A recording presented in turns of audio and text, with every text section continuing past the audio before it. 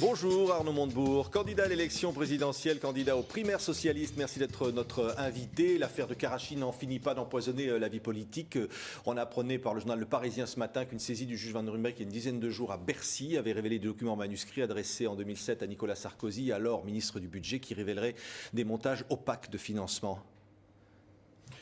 Vous savez, le problème de la corruption dans notre République est un problème systémique, qui d'ailleurs n'a épargné aucune alternance, aucun pouvoir, et qui revient en permanence, abîmer l'adhésion des citoyens à la chose publique. Mon propos sera donc dépersonnalisé, puisque l'affaire Karachi ressemble à la précédente, c'était la ville de Paris, laquelle ressemblait à la précédente, qui ressemblait à Urba, laquelle ressemblait à la précédente, c'était les diamants de Bokassa pour M. Giscard d'Estaing, laquelle ressemblait à la précédente, c'était la garantie foncière sous Pompidou. Bref, ce n'est que cela, la Ve République. Pourquoi ? Parce que le système du pouvoir vit en toute impunité. Il n'y a aucun système de transparence et de contrôle, et d'investigation possible. Les obstacles se multiplient. Par exemple, le fait d'interdire l'accès à la DGSE hier par François Fillon. Écoutez, j'ai entendu hier les jeunes femmes qui défendent la mémoire de leur père ou de leur mari assassinés dans cet attentat tragique de Karachi. Elles se heurtent à une multiplication des obstacles. Ça a toujours été ça. Dans les affaires de la ville de Paris, vous aviez le garde des Sceaux qui empêchait le juge Alphen d'enquêter. La vérité, c'est que parce qu'il y a toujours ce sentiment d'impunité dans la classe dirigeante de ceux qui se trouvent au pouvoir, finalement, il y a répétition des mêmes fautes. Voilà pourquoi, dans les propositions que je fais pour le pays, je propose que nous construisions une République nouvelle sur des règles nouvelles, avec des mécanismes de transparence, et où les citoyens auront une place plus importante. Mais est-ce que c'est suffisant quand Alain Juppé, le ministre actuel de la Défense, dit « Je suis prêt à déclassifier tous les documents de secret défense qu'on me demandera ». Mais M. Juppé aurait dû, ou son prédécesseur, le faire depuis longtemps. Pourquoi font-ils des promesses ? D'autant que le président de la République lui-même a reçu les victimes et avait pris des engagements, déjà, qui n'ont pas été tenus. Pourquoi faut-il que les familles aujourd'hui en soient réduites avec la dignité qui est la leur à faire des livres pour expliquer la douleur qui est la leur, la difficulté d'obtenir la manifestation de la vérité ? Je rappelle que dans les frégates de Taïwan, un autre dossier d'armement où il y a eu assassinat d'un certain nombre de témoins, en France peut-être, à Taïwan c'est certain, où des gens ont disparu dans cette affaire, on n'a jamais su la vérité parce que le pouvoir a opposé le secret défense. Voilà. Nous avons besoin de secret pour notre défense nationale. Une nation puissante comme la France a besoin du secret pour se protéger. Mais il n'a pas besoin que ce secret serve à protéger la corruption d'un certain nombre de dirigeants. Mais alors ce que Dominique de Villepin, sans avoir de preuves, d'ailleurs il le dit lui-même, parle de forte présomption de financement illégal de la campagne d'Édouard Balladur.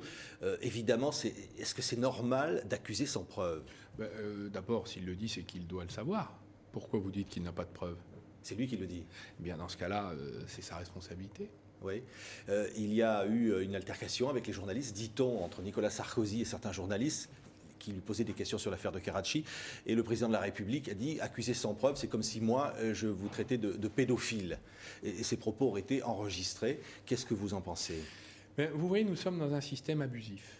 C'est la démonstration. C'est-à-dire que le pouvoir est aujourd'hui utilisé de façon abusive par une personne qui en fait un usage excessif et abusif. C'est le cas vis-à-vis de la justice, qui est un contre-pouvoir, qui se fait empêcher, entraver. Et c'est le cas vis-à-vis d'un contre-pouvoir très important qui joue un rôle dans une démocratie. C'est la presse. On a besoin d'une presse libre et indépendante. Et lorsque le pouvoir injurie un autre pouvoir, nous sommes déjà dans le piétinement un peu dangereux de ce dont nous avons besoin, c'est-à-dire qu'il y ait des journalistes qui puissent enquêter librement. Lorsque des journalistes se font cambrioler, ça a été encore le cas. Voilà. Des ordinateurs se font voler. Lorsque des rédacteurs en chef ou des journalistes eux-mêmes se font terroriser par le pouvoir ou pressurés par le pouvoir, nous ne sommes plus dans une république. Je rappelle que dans la Déclaration des droits de l'homme et du citoyen, est indiqué qu'un pays où il n'y a pas de séparation des pouvoirs est considéré comme n'avoir point de constitution. Oui. Eh bien, la constitution aujourd'hui de la France est quand même sévèrement bousculée. On en parle beaucoup. Votre compagne, Audrey Pulvar, journaliste, s'est vue interdire d'émissions politiques par la chaîne qui l'employait, l'une des chaînes qui l'employait. Est-ce que c'est normal ? Écoutez, je ne ferai aucun commentaire. Je crois que tout a été dit et je lui laisserai le soin de s'exprimer. Je crois que c'est elle qui a à dire ce qu'elle a à dire. Elle a dit que vous seriez prêt d'ailleurs à arrêter votre carrière politique pour éviter que la sienne ne soit elle-même interrompue. Mais pourquoi pas, bien sûr. Je ne vois pas pourquoi ce seraient toujours les femmes qui paieraient. Les hommes aussi peuvent parfois avoir l'élégance de s'effacer. En ce qui me concerne, tel n'est pas le cas puisque j'ai décidé de m'engager dans la primaire socialiste pour obtenir l'investiture et avoir le droit de représenter le Parti socialiste face au candidat Sarkozy sortant. J'ai fait 100 propositions pour la France. Et un livre, voilà, avec donc des rêves et des idées. Des idées et des rêves. Ouais. Des idées et des rêves. Des rêves que nous pouvons partager. Ma candidature est une candidature qui s'oppose, j'allais dire, aux énièmes rustines sur un système qui prend l'eau. Que ce soit un système politique, on vient d'en dire un mot, soit le système économique qui est en train de s'effondrer, financièrement comme économiquement.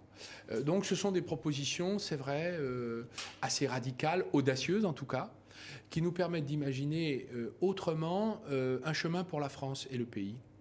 Ouais. On ne changera pas le calendrier des primaires. Vous avez fait une série de propositions. Certains disent qu'ils sont impatients, que Dominique Strauss-Kahn, qui a dit dans une interview qu'il attendrait la fin en 2012 de son mandat au FMI pour se décider. Écoutez, tout le monde peut faire comme je l'ai fait, présenter des idées, les défendre, dès maintenant. Il n'y a pas, s'ils veulent accélérer, ils le peuvent, je l'ai fait. Oui, Dominique Strauss-Kahn est tenu au devoir de réserve. C'est son affaire. Ouais. Voilà, chacun a fait ses choix. Donc on ne change rien. C'est un choix qui ne peut pas, on ne peut pas passer notre vie à déconstruire ce qu'on a construit. Merci Arnaud Montebourg, des idées et des rêves, donc publiés aujourd'hui. Donc votre programme après donc la déclaration de candidature à la primaire socialiste. Merci d'avoir été notre invité sur TV5 Monde. Merci.